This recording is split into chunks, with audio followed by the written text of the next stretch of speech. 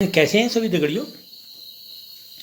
दगड़ियों। मूल रूप से तो मैं कपकोट विधानसभा का निवासी हूँ, लेकिन बागेश्वर में प्रवास करता हूँ।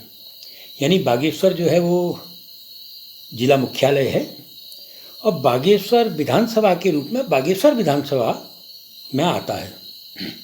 जब हम बागेश्वर विधानसभा की बात करते हैं तो एक ऐसी विधानसभा की बात करते हैं जो 60 वर्षों से आरक्षित चली आ रही है। यानी 6 दशकों से अगर कोई विधानसभा आरक्षित चली आ रही है तो निश्चित रूप से सवाल तो उठेंगे ही कि एक विधानसभा को आधी से अधिक शताब्दी तक, 100 साल का एक शताब्दी हुई तो आधी से अधिक शताब्दी तक आरक्षित करके कैसे रखा जा सकता है, ये सवाल तो उठेगा ही। आप सबको आश्चर्य होगा, जो जानकार हैं उनको आश्चर्य होगा। इस संबंध में जो जानकार लोग हैं और जिनसे सवाल, जो राजनीतिक जानकार, वो बड़ा बेहुदा सा जवाब देते हैं कि साहब ये तो चुनाव आयोग का काम है। अरे चुनाव आयोग का काम तो चुनाव की आचार संहिता की घोषणा करना होता है। वो तारीखें घोषित करता है, चुनाव कराता है और चुनाव कराने के बाद सरकारों के गठन तक उसकी कार्रवाई होती है। चुनाव आयोग को जो सीमा परिसीमा आप देंगे, सरकार देगी, उसी में वो चुनाव करवाएगा। अब ऐसे में ये कहना कि चुनाव आयोग चाहेगा तभी होगा, तो अपने सिर का बोझ उतार कर चुनाव आयोग के सिर में फेंकने जैसा बयान ये लगता है।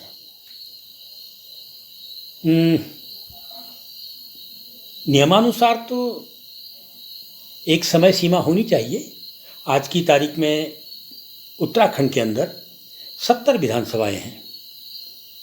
70 विधानसभाओं में जो भी 50 साल से, 60 साल से, 70 साल से आरक्षित चली आ रही हैं विधानसभाएं, उनका आरक्षण अब दूसरी विधानसभाओं में जाना चाहिए, क्योंकि दूसरी विधानसभाओं में भी तो आरक्षित वर्ग के समाज निवास करते हैं, रहते हैं। खैर, बागेश्वर के संग उपेक्षापूर्ण व्यवहार सिर्फ विधानसभा तक ही सीमित नहीं है। सिर्फ 60 साल से आरक्षित बना के रखा जाना ही सीमित नहीं है। यदि हम पंचायत राज के अंदर जाके देखते हैं तो बागेश्वर जनपद के अंदर 3 विकासखंड हैं, बागेश्वर, कपकोट और गरुड़। बागेश्वर 2011 की जनगणना को अगर आधार हम उसी को मानेंगे, उसके अलावा तो और कोई जनगणना हमारे पास है नहीं। 2011 की जो जनगणना है उसके हिसाब से जो कपकोट की जो आबादी है वो 80,000 के करीब बनती है, जिसमें से 38,000 पुरुष और 41,000 महिलाएं। ऐसे आंकड़े जगह जगह पढ़ने को मिलते हैं। उसके बाद जब हम बागेश्वर की आबादी में आते हैं तो बागेश्वर की आबादी हमको मिलती है 1,02,000। इसमें 49,000 करीब महिलाएं, पुरुष हैं और 52,000 करीब महिलाएं, ये आंकड़ों में हैं। और अंत में आते हैं हम गरुड़, जिसकी 68,000 की आबादी है। 31,000 अगर इसमें पुरुष हैं तो 36,000 महिलाएं हैं। ये किताबी आंकड़े हैं 2011 के। खैर, अब मैं आता हूँ असल मुद्दे पर। आबादी मैंने बता दी कि सबसे बड़ी आबादी बागेश्वर विकासखंड की है। कपकोट की आबादी अगर 80,000 है और गरुड़ विकासखंड की आबादी अगर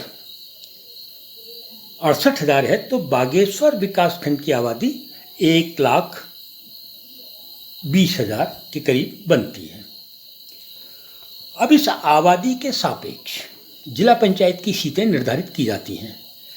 80,000 की आबादी पर कपकोट विकासखंड में जिला पंचायत की 6 सीटें हैं और 68,000 की आबादी पर गरुड़ विकासखंड में जिला पंचायत की 6 सीटें हैं और 1,20,000 की आबादी पर बागेश्वर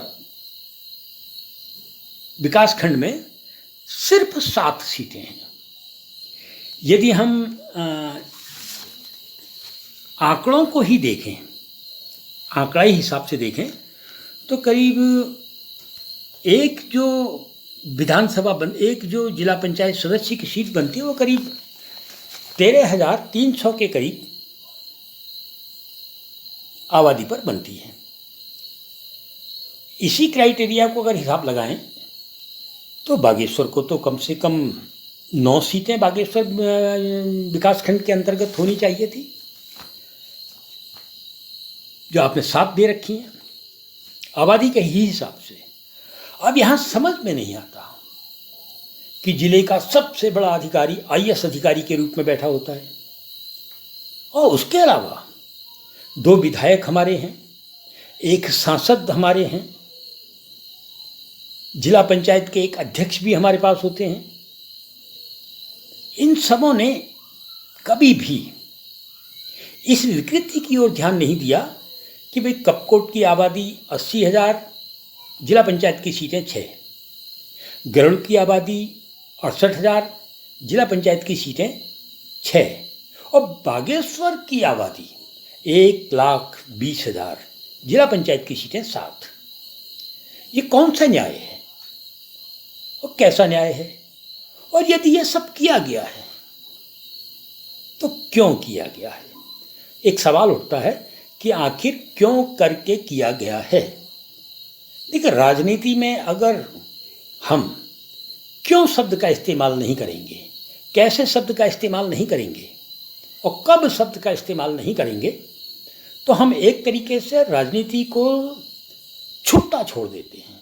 और राजनीति को अगर छुट्टा छोड़ दिया गया तो वो एक आवारा सांड की तरह हो जाती है। इसलिए वैज्ञानिक सूत्रों के हिसाब से क्यों शब्द राजनीति में बहुत अधिक महत्वपूर्ण होता है। अब यहाँ सवाल उठता है कि 80,000 पर 6, 68,000 पर 6, 1,20,000 पर 7, तो क्यों? अगर आप 13,300 के ही क्राइटेरिया को रखते हैं, वैसे 13,000 की क्राइटेरिया होनी चाहिए, तब भी 9 सीटें तो बागेश्वर विकासखंड में जिला पंचायत की होनी चाहिए थी। यदि बागेश्वर विकासखंड के अंतर्गत 9 सीटें जिला पंचायत की हो जाती तो नुकसान किसको था? हमने पहले सवाल पूछा क्यों। अगर आप इसको नुकसान देखें तो नुकसान किसको जाता है?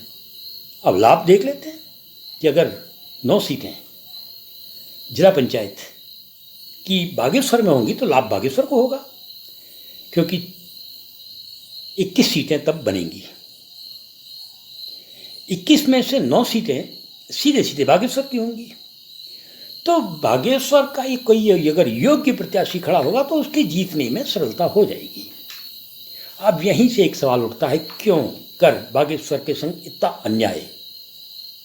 बागेश्वर एक आरक्षित सीट रही है और आरक्षित सीटों के संग दिक्कत ये होती है कि वहाँ वो बहुत बड़े फैसले लेते हुए दिखते नहीं हैं, यानी उनके ऊपर फैसले थोपे जाते हैं। कौन थोपता है फैसले? भाई कपकोट विधानसभा में अगर आप जाएंगे तो आपको लंबे समय तक प्रदेश के मुख्यमंत्री भगत सिंह कोश्यारी विधायक के रूप में मिलेंगे, बलवंत सिंह भौर्याल विधायक के रूप में मिलेंगे, मंत्री की हैसियत से भी, और हरीश राव जी के खासम खास ललित पासवान जी आपको विधायक के रूप में मिलेंगे। मैं हरीश राव जी का नाम क्यों ले रहा हूँ अभी बताऊंगा। और उसके अलावा आज की तारीख में राजनाथ सिंह के खासम खास सुरेश गढ़िया जी विधायक के रूप में मौजूद हैं। इन सब ने कभी भी चिंता नहीं की कि आखिर बागेश्वर विकासखंड के 2 सदस्य कम हो रहे, उनके हिस्से के 2 सदस्य कम हो रहे, इस पर उन्होंने चिंता व्यक्त नहीं की। तो क्यों नहीं की? इधर मैंने हरीश रावत जी का नाम लूँगा कहा। रावत जी लंबे समय से उत्तराखंड की राजनीति में निर्णायक स्तर पर भी रहे हैं वो अगर चाहते तो बहुत पहले ही बागेश्वर विधानसभा को अनारक्षित करने का पुनीत कार्य कर चुके होते। पुनीत क्यों? बागेश्वर अगर अनारक्षित की जाएगी तो अल्मोड़ा आरक्षण जाएगा या दोराहाट आरक्षण, माने अन्यत्र में कहीं आरक्षण जाएगा, तो वहाँ के लोगों का फायदा होगा या नहीं होगा? फिर मिलता हूँ दगड़ियों, फिर मिलता हूँ।